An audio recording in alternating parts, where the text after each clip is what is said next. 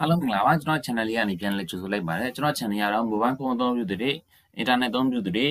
computer အသုံးပြုသူတွေအစရှိသဖြင့်ပေါ့နော်ဒီကျွန်တော်တို့နေ့စဉ်ဘဝမှာနည်းပညာနဲ့ပတ်သက်တဲ့လိုအပ်ချက်တွေတည်တည်တည်တာတွေကိုတင်ဆက်ပေးနေတဲ့ channel လေးဖြစ်ပါတယ်အဲ့တော့ဒီနေ့ဒီဗီဒီယိုမှာတော့ Google Image အသုံးပြုတဲ့နည်းလေးအကြောင်းပြောပြပေးမှာဖြစ်ပါတယ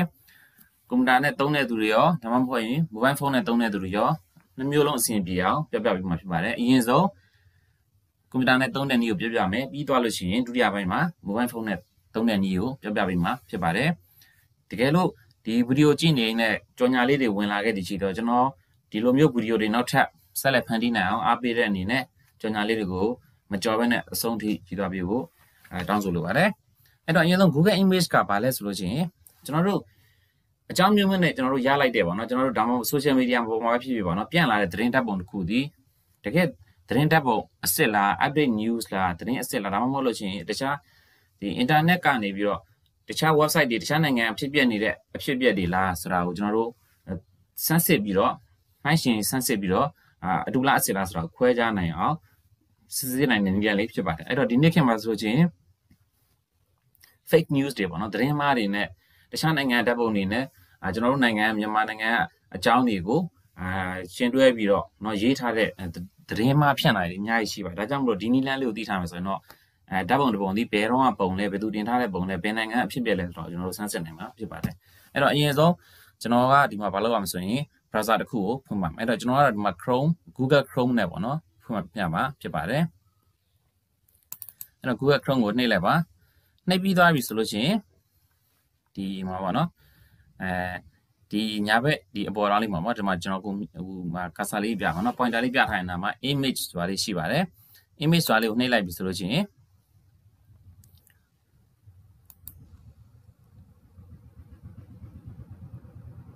်ဟုတ်ပြီ image ဆိုတာလေးနှိပ်လိုက်ပြီဆိုလို့ရှိရင်ကျွန်တော်တို့ဒီမှာGoogle Image ဆိုတဲ့စာလေးရဲ့အောက်မှာဒီမှာဓာတ်ပုံနဲ့ဒီကင်မရာပုံလေးပေါ်နေတာဖြစ်ပါတယ်အဲ့တော့ပုံမှန်အားဖြင့်ဆိုလို့ရှိရင်ကျွန်တော်တို့ကတခုခုအချက်လက်ရှာခြင်းလဲဆိုလို့ရှိရင်ဒီနေရာမှာစာနဲ့ရိုက်ချရတယ်ဒီအတန်းနဲ့ရှာခြင်းမယ်ဆိုရှင်ဒီ speaker လေးကိုနှိပ်ပြီးတော့ကိုယ့်ရဲ့စကားပြောပြီးအတန်းနဲ့ရှာလို့ရတယ်အဲ့တော့ဒီဟာကတော့ကိုဓာတ်ပုံတွေကိုဘယ်တုန်းကဓာတ်ပုံလဲဘယ်ကဓာတ်ပုံလဲဆိုတော့အချက်လဲစစ်ချင်လို့ကြည့်မှာဖြစ်တဲ့ကြောင့်မို့ဓာတ်ပုံနေရာလေးကိုနှိပ်ရမှာဖြစ်ပါတယ်အဲ့တော့တကယ်လို့Chrome browser နဲ့သုံးတဲ့သူတွေမဟုတ်ဘူးဆိုလို့ရှိရင်เนาะဘယ်လိုလုပ်ရမလဲဆိုလို့ရှိရင်အရင်ဆုံးကိုယ့်ရဲ့ browser တစ်ခုခုမှာ Google Image search ဆိုပြီးတော့เนาะဒီနည်းလေးတိုင်းရိုက်ချလိုက်ပါเนาะဒါဆိုလို့ရှိရင်အဲ့လိုရိုက်လိုက်ပြီဆိုပြီး enter ခေါက်လိုက်ပြီဆိုလို့ရှိရင်ဒီအပေါ်ဆုံးမှာ www.google.com ပြီးလို့ရှိရင် imghp ဆိုတဲ့ဒီ website လေးတခုကိုရောက်သွားပါလိမ့်เนาะအဲ့ဒါဆိုလို့ရှိရင်အဲ့ဒါလေးကိုနှိပ်ကြည့်လိုက်ပါဒါဆိုလို့ရှိရင်လည်းစောစောအနေတိုင်းပဲဒီနေရာလေးကိုရောက်လာမှာဖြစ်ပါတယ်အဲ့တော့ဘယ် browser နဲ့ပဲသုံးအဆင်ပြေပါတယ်အဲ့တော့ဘယ်လိုလုပ်ရမလဲဆိုရင်ကျွန်တော်ပြောပြအောင်ပါမယ်အဲ့တော့ဒီကင်မရာပုံလေးကိုနှိပ်လိုက်ပါနော် search by image ဆိုပြီးစာလေးပေါ်လာပါလိမ့်မယ်တစ်ချက်နှိပ်လိုက်ပါနှိပ်ပြီးသွားရင်ကိုကပုံနဲ့ရှာမှာဖြစ်တဲ့ကြောင့်မလို့ကိုယ့်ရဲ့ဖုန်းထဲမှာ save ထားတဲ့ပုံနဲ့ရှာမှာဖြစ်တဲ့ကြောင့်မလို့ဒီ upload ကိုယ့်ရဲ့ကွန်ပျူတာထဲမှာ save ထားတဲ့ပုံနဲ့ရှာမှာဖြစ်တဲ့ကြောင့်မလို့ဒီမှာ upload an image ဆိုပြီးတော့စာလေးရှိပါတယ်အဲ့ဒါလေးတစ်ချက်နှိပ်လိုက်ပါဟုတ်ပြီနှိပ်လိုက်ပြီဆိုရင်အောက်မှာ choose file ဆိုတာပေါ်ပါလိမ့်မယ်အဲ့တော့ကိုယ့်ရဲ့ဒီ laptop ထဲမှာရှိနေတဲ့ကွန်ပျူတာထဲမှာရှိနေတဲ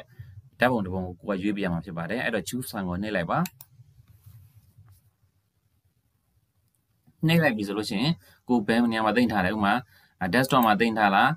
download မှာတင်ထားလားဒါမှမဟုတ် music မှာတင်ထားလားအစရှိတယ်ပေါ့နော်ကျွန်တော်ကတော့ဒီမှာဒီ picture ထဲမှာတင်ထားတဲ့ပုံလေးရှိပါတယ်အဲ့တော့အဲ့ပုံလေးဒီဘယ်ကပုံလဲဆိုတော့ကျွန်တော်တို့ကြည့်နိုင်အောင်ဖြစ်ပါတယ်အဲ့တော့ဒီနေ့ကျွန်တော်ဒီ link ပြချတဲ့သတင်းနဲ့ပတ်သက်ပြီးတော့ကျွန်တော်တခုလေးကျွန်တော်ဒီမှာပြပါမယ်အဲ့တော့ဒါဆိုရင် link ပြချတဲ့ဟာလေးပေါ့နော်ဒီမှာ link ပြချတဲ့ပုံလေးတခုကိုကျွန်တော်ရွေးပြီးတော့ဒီမှာ open ကိုနှိပ်လိုက်ပါတယ်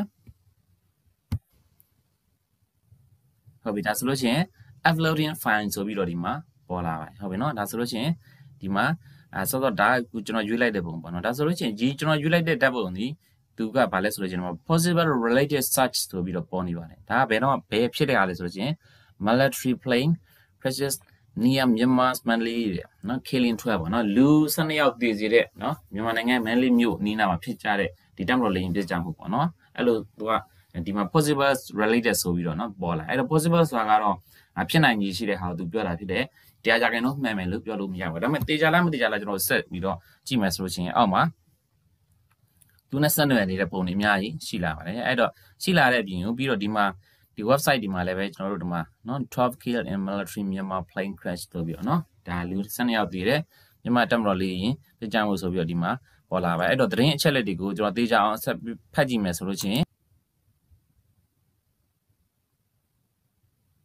ဟုတ်ပြီဒါဆိုလို့ရှိရင်စောစောကဓာတ်ပုံနဲ့ပတ်သက်ပြီးတော့လင်းပြကြတဲ့အချက်လက်တွေနဲ့ပတ်သက်ပြီးတော့ဒီမှာကျွန်တော်တို့သတင်းတွေဖတ်လို့ရပါတယ်เนาะဘယ်တော့မှဖြစ်တာလဲဘယ်ချိန်တော့ဖြစ်တာလဲကိုယ်နိုင်ငံမှာဖြစ်ခဲ့တာမှန်ရင်တော့မှဗျာဘယ်တော့မှအဖြစ်ပြတယ်ဆိုတော့ကျွန်တော်တို့ပြန်ပြီးတော့နှိုင်းယှဉ်ကြည့်လို့ရမှာဖြစ်ပါတယ်ဟုတ်ပြီဒါနမူနာပြောတာဖြစ်ပါတယ်နောက်ထပ်ပုံလေးတစ်ပုံနဲ့ကျွန်တော်ပြပါမယ်ဟုတ်ပြီအဲ့တော့နောက်တစ်ပုံရှာကြည့်မယ်ဆိုလို့ရှင်တော့စောစောလိုပဲတစ်စင်ချင်းအစနေပြန်သွားကြရမလို့တော့ပါဘူးဒီမှာအပေါ်ဆုံးမှာကင်မရာပုံလေးကအစင်းနဲ့ရောက်နေပါเนาะအဲ့တော့အဲ့ဒီရောက်တဲ့ပုံလေးကိုကျွန်တော်တစ်ချက်နှိပ်လိုက်ပါမယ်နှိပ်ပြီးတော့ upload an image ဆိုတာလေးကိုနှိပ်မယ်ဆိုတော့တိုင်းမယ်ကိုယ့်ရဲ့ဓာတ်ပုံတစ်ပုံရေးပြလိုက်မယ်ပေါ့နော်ဟုတ်ပြီဒါဆိုရင်ကျွန်တော်နောက်ထပ်ပုံလေးတစ်ခုပေါ့နော်စိတ်ဝင်စားကြဥပမာဒီနေရာလေးကဒါလှတယ်ပေါ့နော်ဘယ်ကပုံလဲဆိုတော့ကျွန်တော်သိချင်တဲ့တရားမှုလို့ပေါ့နော်ရှားကြည့်လိုက်မယ်ရှားကြည့်လိုက်တဲ့အခါမှာ possible related search ဆိုပြီးတော့မှ Sarah desert ဆိုပြီးတော့ပေါ်နေပါတယ်ဒါဆိုရင် Sarah တက်ကန်လာရကပုံဖြစ်ပါတယ်เนาะအဲ့တော့ကိုဓာတ်ပုံကို save ထားတဲ့ပုံဒီမိနေနာမှာဘယ်ကပုံလဲဆိုတာကိုသိချင်တာမှအဲ့လိုမျိုးရှာကြည့်လို့ရပါတယ်เนาะတခြားသူရှာ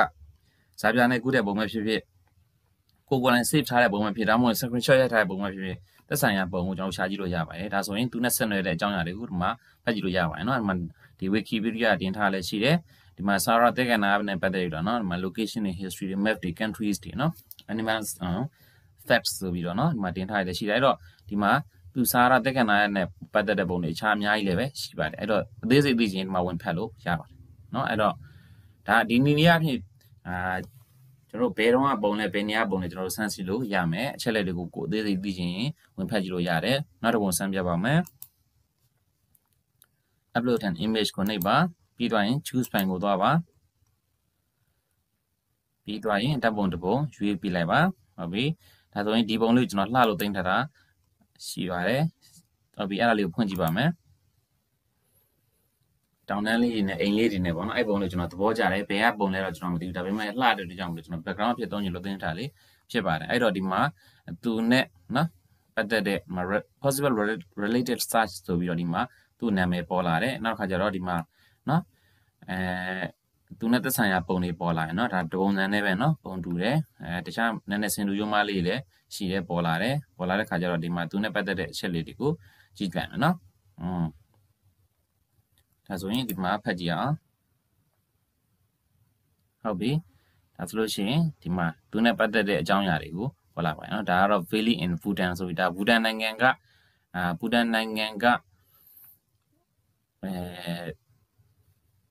ဒီ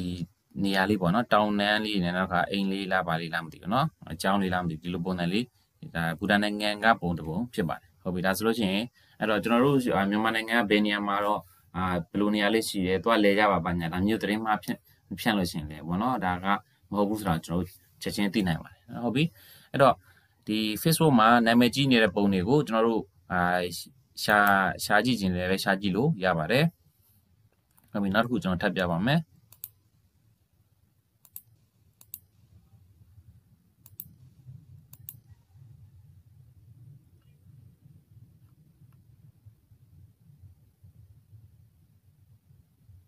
ဟုတ်ပြီကျွန်တော်ဒီမှာဒီတိုက်ခတ်မှုဖြစ်တဲ့ပုံလေးကျွန်တော်နှိပ်ကြည့်ပါမယ်ဟုတ်ပြီဒါဆိုရင်ကျွန်တော်အခုဒီပုံတင်လိုက်တယ်ပေါ့နော်ဒါဆိုရင်ဒီပုံကဘယ်တော့ပုံလဲဘယ်တော့ဖြစ်ခဲ့တဲ့ပုံလဲဆိုပြီးတော့เนาะဒီမှာသူနဲ့သက်ဆိုင်ရာပုံတွေကိုဒီမှာပြထားပါတယ်เนาะအဲ့တော့အဲ့ဒီပုံနဲ့ပတ်သက်တဲ့ပုံတွေကိုကျွန်တော်ဒီမှာပြထားတယ်ပြထားပြီးတဲ့အခါမှာသူကဘာလဲဆိုလို့ရှိရင်Thailand's deep south conflict ဆိုပြီးတော့ပြထားတယ်ပေါ့နော်ဒါဆိုလို့ရှိရင်ဒါထိုင်းနိုင်ငံတောင်ပိုင်းမှာဖြစ်ခဲ့တဲ့ပြိပက္ခတစ်ခုကပုံဖြစ်ပါတယ်ဒါဆိုရင်ကျွန်တော်တို့ဒီပုံကိုကြည့်ပြီးတာနဲ့ကျွန်တော်တို့မြန်မာနိုင်ငံကပုံတွေပေါ့နော်ဘယ်သူတွေနဲ့ဘယ်သူတွေတက်ခိုက်တာဆိုပြီးတော့သတင်းမှဖြန့်လို့ရှိရင်လည်းကျွန်တော်တို့ဒါကိုလိုက်မှာလိုမျိုး check လုပ်ကြည့်ရပြန်เนาะစစ်ဆေးကြည့်ကြရပြန်ဘယ်ကပုံလဲသတင်း ကိုယ်နိုင်ငံပုံမဟုတ်ဘူးဆိုတော့ဒါသိနိုင်ပါတယ်နော်ဟုတ်ပါပြီနောက်တစ်ပုံထပ်ဆန်းပြပါမယ်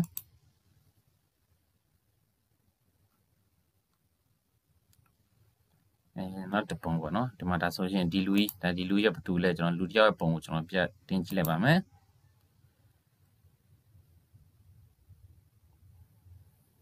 ဟုတ်ပြီဒါဆိုရင်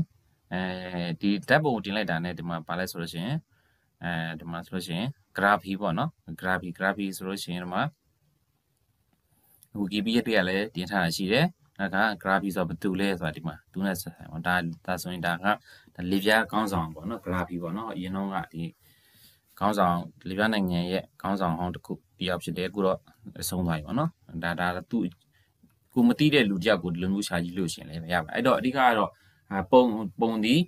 နေရာပဲဖြစ်ဖြစ်လူပုံပဲဖြစ်ဖြစ်မြေပုံပဲဖြစ်ဖြစ်ဒါမှမဟုတ်ရင်သတင်းဓာတ်ပုံပဲဖြစ်ဖြစ်ကိုသိချင်တဲ့အချက်လဲပေါ့နော်စားတရားတောက်ချာပဲဖြစ်ရှုခင်းပုံပဲဖြစ်ဘယ်ကပုံလဲဆိုတော့ကျွန်တော်တို့ကကိုယ်တိုင်ရိုက်ထားတာမဟုတ်ဘူးဆိုလို့ရှိရင်ဆန်းစစ်ပြီးတော့သိနိုင်ပါတယ်အဲ့တော့စင်တူယိုမပုံတွေထွက်လာပြီးကမှအတိအကျတူတဲ့ပုံတွေရှိနေဆိုရင်အဲ့အတိအကျပုံနဲ့တူတဲ့ပုံဒီဘယ်ကလာတဲ့ဓာတ်ပုံလဲဆိုတော့ကျွန်တော်တို့ဆန်းစစ်ကြည့်လို့ရပါတယ်ဟုတ်ပါပြီဒါဆိုလို့ရှိရင်တော့ Google Image ကိုအသုံးပြုပြီးတော့သတင်းဒီဓာတ်ပုံအတူလားအစစ်လားပေါ့နော်ဘယ်ကပုံလဲဆိုတာလေးကိုကျွန်တော်တို့လေ့လာပြီးတော့စစ်ဆေးကြည့်လို့ရပါတယ်ဒါကတော့ဒီကွန်ပျူတာနဲ့သုံးတဲ့နည်းပေါ့နော်ကျွန်တော် mobile phone နဲ့သုံးတဲ့နည်းလေးကိုဆက်ပြီးတော့ရှင်းပြပါမယ်အခုဆက်လက်ပြီးတော့ mobile phone နဲ့ Google Image ကိုဘယ်လိုသုံးရမလဲဆိုတာကိုဆက်ပြီးရှင်းပြပါမယ်အရင်ဆုံး Chrome ကိုဖွင့်လိုက်ပါဟုတ်ပြီ Chrome ကိုဖွင့်လိုက်ပြီဆိုလို့ရှိရင်ဒီအပေါ်ဆုံး Chrome ရဲ့အပေါ်ဆုံးဒီညာဘက်တောင်လေးမှာပေါ့နော်အစက်လေး30ရှိပါတယ် option အစက်လေး30ပေါ့နော်အဲ့လိုနှိပ်လိုက်ပါနှိပ်ပြီးတော့ရင်အောက်ကိုဖြည်းဖြည်းချင်းဆွဲလိုက်ပြီးတော့ရင်ဒီမှာ desktop site ဆွဲနေရလေးရှိပါတယ်အဲ့ဒီထဲမှာဒီ4000ကွယ်လေးထဲမှာဒီ desktop site ဘေးက4000ကွယ်လေးအမှန်ချင်းချစ်ပေးလိုက်ပါဟုတ်ပြီအမှန်ချင်းချစ်ပြီးသွားပြီဆိုလို့ရှိရင်ပြင်တော့ဘာလုပ်ရမလဲဆိုလို့ရှိရင်ဒီဘောဆုံးမှာ Google Image Search ဆိုပြီးတော့ရှေ့မှာလိုပဲရှာရမှာဖြစ်ပါတယ်နော် GOOGLE Google Image SEARCH search ဆိုပြီးတော့ရိုက်ချပြီးတော့ enter တစ်ချက်နှိပ်လိုက်ပါညာလေးပေါ့နော်နှိပ်လိုက်ပါဒါဆိုလို့ချင်းGoogle Image search ဆိုပြီးတော့ပေါ်လာရတယ်အဲ့တော့ပေါ်လာပြီးတော့အပေါ်ဆုံးကစောစောကကွန်ပျူတာမှာလိုပဲဒီမှာ www.google.com imghp ဆိုတဲ့ website လေးကိုတစ်ချက်နှိပ်လိုက်ပါနှိပ်လိုက်ပြီဆိုလို့ချင်းစောစောလိုပဲကွန်ပျူတာလိုပဲဒီမှာကင်မရာလေးနဲ့ပေါ်လာမှာဖြစ်ပါတယ်အဲ့တော့စာနဲ့ရိုက်ရှာရင်လည်းရတယ်ဒီမှာဒီ speaker ပုံလေးနဲ့အတန်နဲ့စကားပြောပြီးရှာရင်လည်းရတယ်ဒါမှမဟုတ်လို့ရှိရင်ဓာတ်ပုံနဲ့ရှာရင်လည်းရတယ်အဲ့တော့ကျွန်တော်တို့ကတော့ image ပုံကိုရှာမှာဖြစ်တဲ့ကြောင့်မလို့ဒီကင်မရာပုံလို့တစ်ချက်နှိပ်လိုက်ပါနှိပ်ပြီးသွားရင်ဒီမှာဖုန်းကဒီ desktop site ပြောင်းထားရင်ကွန်ပျူတာလိုဖြစ်သွားတယ်ပေါ့နော်ကွန်ပျူတာလိုဖြစ်သွားတဲ့ကြောင့်မလို့စလုံးလေးရောနည်းနည်းသေးသွားမယ်ဒါဆိုလို့ရှိရင်ကျွန်တော်တို့က zoom ချဲ့ပြီးကြည့်လို့ရပါတယ်အဲ့တော့ဒီမှာ upload an image ဆိုတဲ့နေရာလေးကိုတစ်ချက်နှိပ်လိုက်ပါဟုတ်ပြီနှိပ်လိုက်ပြီးသွားရင်ဒီမှာအောက်မှာ choose file ဆိုတာလေးရှိပါတယ်တစ်ချက်နှိပ်လိုက်ပါဟုတ်ပြီဒါဆိုလို့ရှိရင်ကိုယ့်ရဲ့ file နဲ့ကနော်ကိုဖုန်းရဲ့ဒီ gallery ထဲမှာပဲဖြစ်ပေါ့တနေရာမှာ save ထားတဲ့ပုံကိုရွေးပြရမှာဖြစ်ပါတယ်အဲ့တော့ကျွန်တော်ကတော့ဒီမှာညာဘက်အဆုံးဆုံးအပြလေးကိုနှိပ်လိုက်ပါမယ်ဟုတ်ပြီနှိပ်လိုက်ပြီဆိုလို့ရှိရင်အောက်မှာကျွန်တော်ပုံတွေရှိပါတယ်အဲ့တော့ပုံတွေတွေကနေပြီးတော့ကျွန်တော်တို့ကိုလိုချင်တဲ့ပုံပေါ့နော်ကိုရှာချင်တဲ့ပုံလေးကိုရှာပေးမှာဖြစ်ပါတယ်ဟုတ်ပြီအဲ့တော့ကျွန်တော်ဒီမှာရှေ့မှာ save ထားတာမရှိဘူးဝါသားတို့ပုံလေးရှိတယ်ကျွန်တော်ရွေးပြလိုက်တယ်ဟုတ်ပြီရွေးပြီးတော့ select ကိုနှိပ်ပြလိုက်တယ်ဒါဆိုလို့ရှိရင် uploading file ဆိုပြီးတော့အဲ့ပုံလေးကိုတင်ပြီးတော့သူကရှာနေပါပြီဟုတ်ပြီနော်ဒါဆိုလို့ရှိရင်ရှာနေဆိုရင်ဒီမှာကျွန်တော်အခုနဒါတင်လိုက်တဲ့ပုံကဒီပုံပေါ့နော်ဒါဆိုရင်ဘယ်ကပုံလဲဆိုရင်ဝါသားတို့ပုံဒီမြန်မာ street food ပေါ့နော်ဒါမြန်မာနိုင်ငံမှာဆိုလို့ချင်းဒီလမ်းဘေးအစားအစာဖြစ်ပေါ့နော်ရောင်းတဲ့ဒါမြန်မာ street food ဖြစ်ပါတယ်အဲ့တော့သူနဲ့သက်ဆိုင်တဲ့ပုံတွေကိုအများကြီးအောက်မှာသက်ဆိုင်ရာပုံတွေကိုရှာကြည့်လို့ရပါတယ်ဒီမှာဒီပထမဆုံးပုံလေးရဆိုလို့ချင်းနော်ကျွန်တော်ခုနကတင်လိုက်တဲ့ဓာတ်ပုံဖြစ်ပါတယ်ဟုတ်ပြီနော်ဓာတ်ပုံဖြစ်တယ်နောက်တစ်ခါကျန်တဲ့ဘေးကပုံတွေကတော့သက်ဆိုင်ရာပုံတွေဖြစ်ပါတယ်အဲ့တော့အဲ့ဒီဟာနဲ့ပတ်သက်ပြီးတော့ဒီခါနဲ့ပတ်သက်ပြီးစိတ်ဝင်စားတယ်ဆိုလို့ရှိရင်ကျွန်တော်တို့ကနှိပ်ပြီးတော့ရှာကြည့်လို့ရပါတယ်เนาะအဲ့မှာ ဒီ YouTube နဲ့ video တွေနဲ့ပတ်သက်ပြီးဒီနဲ့ဆိုရင် YouTube website တွေလည်းရှိတယ်ဒီလိုမျိုးရှိလိမ့်မယ်ဒါဒီမှာဆိုလို့ရှိရင်နိုင်ငံခြားသားတွေပါဒီဝသားတို့စားနေပါเนาะဒါကဒီဝသားတို့နဲ့ပတ်သက်တဲ့အချက်လက်တွေဖြစ်ပါတယ်ဟုတ်ပြီကျွန်တော်ကနမူနာပြတာဖြစ်တယ်ဟုတ်ပြီဒါဆိုရင်ကျွန်တော်ရှေ့ပြန်ထွက်လိုက်ပါမယ် Though tourism is picking up year by year, Myanmar only gets 1/10 the tourists of its အဲ့လိုပြေးလိုက်မှာပါနော်အဲ့တော့ဒီမှာဆိုရင် YouTube ရောက်သွားပြီအဲ့တော့ဒီလိုမျိုးပဲကွန်ပျူတာမှာပဲဖြစ်ဖြစ်ဖုန်းမှာပဲဖြစ်ဖြစ်ကိုသိချင်တဲ့အချက်လက်တွေကိုဓာတ်ပုံနဲ့ရှာပြီးတော့ကိုစစ်ဆေးလို့ရတယ်ဆိုတဲ့အကြောင်းလေးကိုကျွန်တော်ဒီဗီဒီယိုမှာရှင်းပြပေးတာဖြစ်ပါတယ်အားလုံးပဲဒီဗီဒီယိုလေးကဒီကျွန်တော်မိတ်ဆွေတွေအတွက်အသုံးတည့်မယ်ဆိုတော့ချင်းကျွန်တော်ရဲ့ channel လေးကို subscribe လုပ်ပြီးအားပေးရင်းနဲ့နောက်ထပ်ဗီဒီယိုပေါ့နော်ဒီလိုမျိုးအကျိုးရှိတဲ့ဗီဒီယိုတွေကိုဆက်လက်ဆောင်ရွက်ကြည့်ရှုဖို့တိုက်တွန်းလိုပါတယ်တခြားသိချင်တာရှိလို့ရှိရင်လည်းပဲ comment မှာရေးခဲ့ပေးဖို့တောင်းဆိုချင်ပါတယ်အားလုံးအဆင်ပြေကြပါစေကျေးဇူးတင်ပါတယ်